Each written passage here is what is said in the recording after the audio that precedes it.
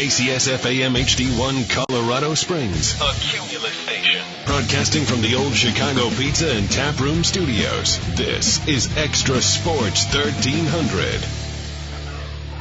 Welcome back to the Chris Braden Show, the best thing on the dial every Saturday morning. Seriously, it is. Welcome back to the Chris Braden Show, brought to you by Bird Dog Barbecue. Go to birddogbbq.com. Make your Saturday great with a little bit of Bird Dog Barbecue. And right now I want to welcome to the program a friend of mine, Craig Decker, head soccer coach for the ladies at Doherty High School. He does a lot of stuff with Pride. Used to work with UCCS. I don't know where that is right now. Craig, how you doing, buddy? Doing well. Thanks for having me. Yeah, no problem. So I just introduced you to Ryan, and Ryan and I are going to be starting a soccer show that's going to come to the station March 19th. And you know, we've been trying to figure out how we can best serve the soccer community here in Colorado Springs because there's a lot of stuff going on. We have, you know, like Allie Watts got called up to the U20 national team. Adrian Jordan was drafted 34th by the Chicago Red Stars. We always have great high school soccer here in town. And then locally we have the Switchbacks, the Pride W League, going into a new league away from the USL, I think it was. And then obviously the Colorado Rapids, which Tim Howard is a possible new keeper for the Colorado Rapids, and I think that's exciting. So how great is the soccer community here in Colorado Springs? Oh, it's really good. The other thing you missed is there's a new development academy forming on the girls' side that will start fall of 2017. Oh, okay. And then also Pride got a development academy on the boys' side. So oh, really? Yeah. So you're going to start seeing a lot of the high level players playing in those academies. So with the academies and how does that work with the high schools? Because I know there's a trepidation there between the high schools and the club teams when it comes to the academies and all that ECNL and everything that's going on. Well, the new academies from U.S. Soccer are basically geared for the top percent of soccer, and those are the kids that are either going to go pro or real big D1.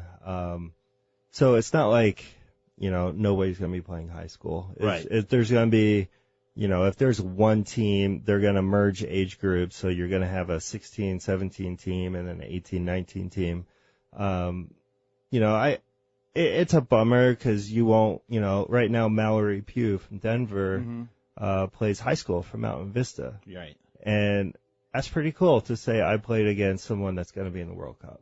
Right. You know, and I think one thing that you and I have always agreed on, I think club soccer is imperative, but I think high school soccer brings these kids something that they're not going to get on the club side, you know, the team and doing it every day. It's kind of a whole different ball of wax. The club gets you the technical side, but really I think high school really gives you the culture of what these guys are, what they're going to have in college. And, you know, what's your philosophy on club versus high school?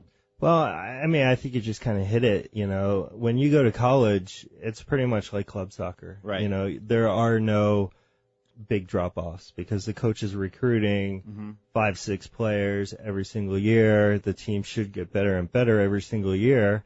And that's the environment you get with club because you've got the best kids on the top team and it moves down, where high school, it's somewhat changing with the whole choicing, but it's a bunch of kids from location that happen to be together, and you know, you'll have kids on the top team with kids that are 3-sport athletes that don't even play club. Right.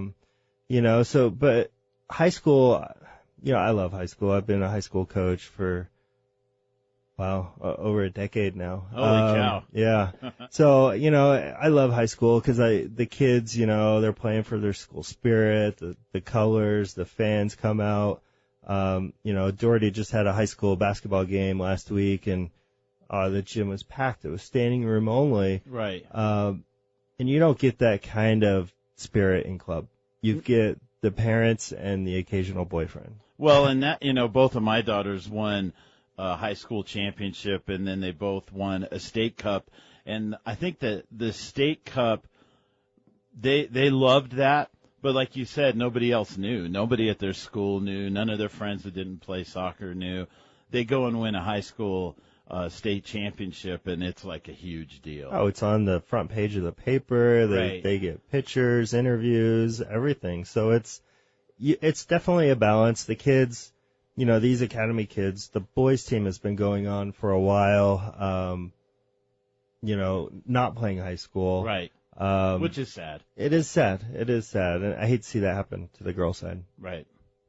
Yeah, I was just going to kind of ask you about that point because I broadcast for Fountain Valley School here in Colorado Springs, and they just played Kent Denver, which is a perennial powerhouse in 3A, and they've lost 2 guys to the Colorado Rapids developmental academy. So I wonder, and you may have touched on it in your last answer, but is the club and developmental leagues and stuff like that going to not cannibalize, but like engulf high school and take and water down the high school product?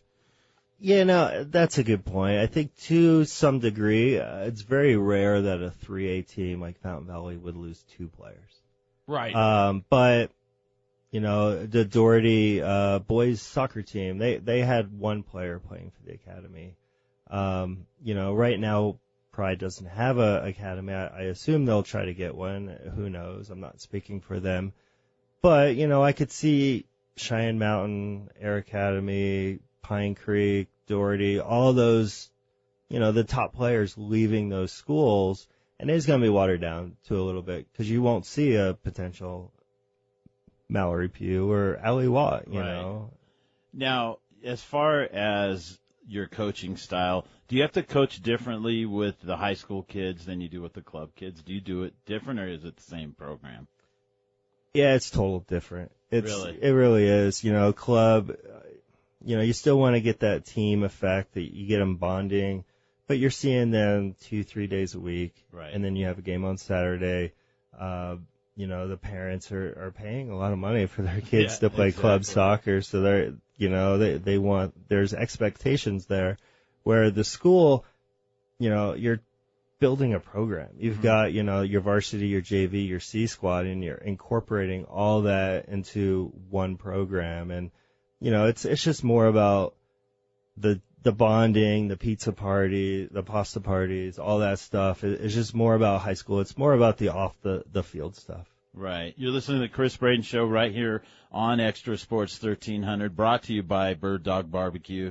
Go to birddogbbq.com. Joining me right now, Craig Decker, head coach for the ladies over at Doherty High School, also works with Pride Soccer Club. Don't you think it's amazing what Pride Soccer Club's been able to do locally? I mean, you look at those teams, and the top teams, they're getting recruited everywhere. There is not a lack of talent in this city. And don't you think it's a shame that some of the media doesn't pay a little bit more attention until something huge happens, like Adrian Jordan gets drafted? That's huge news in the Big Sky. So she's the first player ever in the Big Sky Conference to be drafted. But like locally, they'll glom onto stories like that. But when the State Cup happens or all the recruiting, the only time you ever hear about it is like on National Signing Day. Yeah, and they're getting looked at with their high schools on those signing days. They're not saying Allie Watt, Pride Soccer. They're saying Pine Creek, even though she didn't play for Pine Creek. Exactly. But yeah, no, Allie Watt's another one. She's got potential to play in the World Cup. She's up with the U.S. national 20 team. She's in Spain right now. And that is a big deal. And she played all summer with the Pride W League.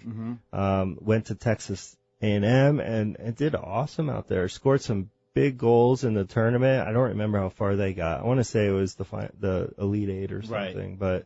But that's big time. That should be a story that we're not getting. Yeah, and she did make the news during the W League season when we beat the Seattle Sounders. Right.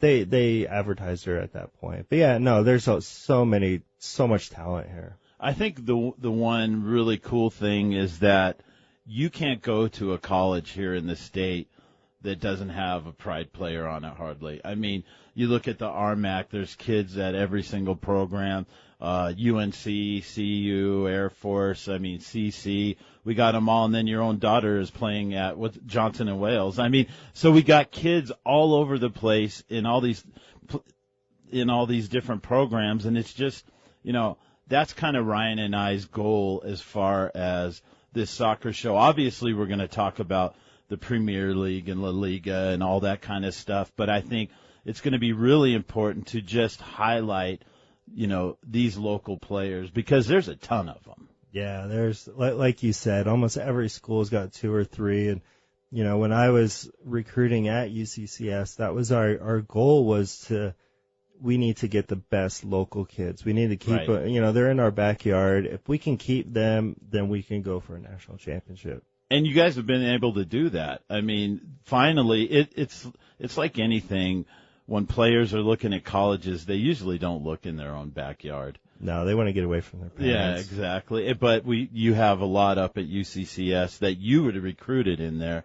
My daughter being one of them. In fact, she probably wouldn't have come back unless it was for you, because she had other opportunities, and it worked out. And you know what? That school is amazing now. I mean, for me living here for a long time, what the campus looked like, and you thought about it as a commuter school to what it is today. I mean, if you haven't been up to UCCS and checked out the campus, you just need to go up there and look around, because it's awesome. They're building it like crazy. They've got new facilities being built. It's exciting. It's, we talk about Pride, but I don't know if you saw Rush Pikes Peak just announced today that they're building a brand new facility, like 2 full fields, 2 9v9 fields, and then developmental fields down by the airport. Oh, that's cool. So we got that, and then there's a lot of places to go to play soccer here. You listen to Chris Braden Show right here on Extra Sports 1300. Okay, the new soccer show coming. You've done a podcast with soccer for, I don't know if it's still active, but you've done it off and on for quite a while. Hiatus. Yeah, and it was called International's Best Soccer, and Ryan and I might steal that from you. Sure. Just so you know. But when you were doing the podcast, what was what was like the buzz of it? Was it talking about the Saturday morning games, about Manchester United, La Liga? Like, what are we getting in for? What are we looking for? Yeah, that was the big thing is we did our show, and every week it was me, and then the other co-host was a fan of La Liga, so he was Real Madrid. Okay. And I'm Manchester United, so we would always talk smack back and forth, and just, about the crazy things that happen back and forth throughout the Prem. It's exciting. So I'm sure, did you see United's game last week where Van Gaal took the dive? Yeah. That was awesome. Yeah, he probably dove. He won't be coming back. He shouldn't have gotten up from that. I know. He should have walked away. I know. I was going to ask a question, but it lead to like 80 more questions. Do it, man. Do it. We got an hour here, buddy. United fan. Is Rashford, is he the real deal? I do, because if you looked at his runs that he made, Makeda, they're kind of comparing him to Makeda back in the day when he scored 2 game winners, 17 years old, 18 years old. And they're like, is he going to be a Makeda who's playing for Cardiff sitting on the bench, or is he going to be the real deal? I think he's the real deal. He's got size, he's got speed, awareness, and he's been from the academy since he was like 9-10 years old, so he knows what it takes, hopefully. I don't want to take up your whole show, for it, Chris. Man. I just don't want to. So my expertise as far as soccer goes is I watch the Premier League. I've been paying attention to. So I pay attention, but I wouldn't say I'm an expert. And you know what? When we talk Broncos and stuff like that, I don't throw out stats or anything. It's all my opinion. So I wanted to ask you this from the soccer culture. So I picked up on Manchester United, because my daughters loved them, so we paid attention to them, number one. Well, we took her to England to see a game. You didn't have a choice from there. Exactly. So then I love Wayne Rooney. Yeah. Like, I love the way that guy plays. But I got to be honest with you, man.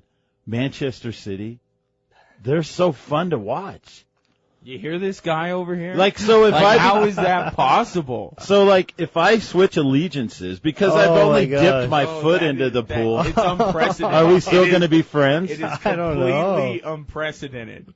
That move is just. But we're in the U.S. It would be like a Bronco fan, starting to like the Raiders or something. Well, I think in England they got that saying you could change your wife and your kids, but you can't change your club. But I don't know. So have I officially adopted them? Yeah, you can. It's like the Seinfeld episode where Jerry starts to like the roommate, and George and Jerry are trying to figure out how he switches to get his current girl that he's seeing, right, one roommate to stop liking him, but also like the other one. I won't spoil it or go into what they come up with. Right. It ends in hilarity. But it's the same way. It's just I just can't do it. Switching from red to blue I have unprecedented. Craig was with me when I bought my first piece of soccer gear ever when we were in San Diego. I bought that Manchester United hoodie. That's right. But I like rooting for teams that win. Oh. I mean, that's my thing. I think United's on the right track. I mean, obviously after Sir Alex, right, there's going to be a huge drop off. Right. With Moyes and Van Gaal, he's getting a lot of stick right now, but he is, he's given 14, 15 academy players their first starts. Right. He gave Xavi his first start, Iniesta from Barcelona, so he's got an eye for talent. And I think we're going to really reap the benefits of Van Gaal in So this is the calm years. before the storm, basically. Yeah, and especially if Jose Mourinho gets the job, which everybody thinks is already a done deal, trophies will be back. One of the coolest things I've ever done in soccer is when we you came with me. We covered the Manchester United Roma game, and then I went into the press conference, and it was just crazy. It was like he had only been the manager for how long? He had just gotten hired. It was like the first 2 weeks. And I was at that match as a fan watching, and he got like a rock star ovation. People went berserk when he walked out because he was the Manchester United made a grave mistake in hiring Moyes because he just wasn't ready for that level. Right. He did a really good job at Everton with limited funds, and guys like that don't necessarily translate when they have he didn't bigger know how to deal with budgets the egos and bigger pressure. Yeah, so I think that set him back. But then Louis van Gaal comes in, and people love him, and now they don't want to. They want him out. It's like they're fifth. They're fifth, and if it not, we're actually tied with City right now. Oh, right. We tied them. I mean, City's got a game. Midweek matches screw me up. But if it were not for this Leicester City bunch that has come out of nowhere, I mean, But you know what, dude? I have to also gauge it. I look great in blue. Well, and there you go. If my eyes pop. I mean, I look amazing in blue, so I have to consider that as an option as well. Hey, Craig, thanks for coming on, buddy. Hey, thanks for having me. It was fun. Hey, you're listening to the Chris Braden Show right here on Extra Sports 1300. When we come back, Ryan and I are going to talk about UFC 196.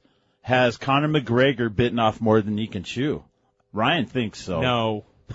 Stick around. Hey, this is Chris Braden. You usually hear me talking sports right here on Extra Sports 1300. But did you know this? I love praise and worship music. This week I was called out for doing these segments because I let some not so flattering words slip out when I was frustrated. I was instantly convicted and ashamed. I'm not perfect, people. That's why I need God. What I do alone is never enough.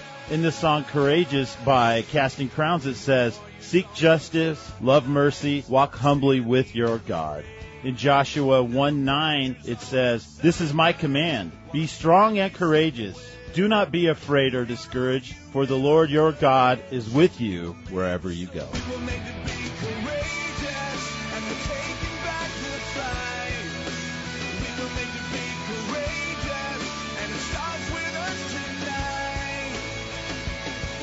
Hey, this is Chris Braden. Let's go out and love well and have an awesome weekend.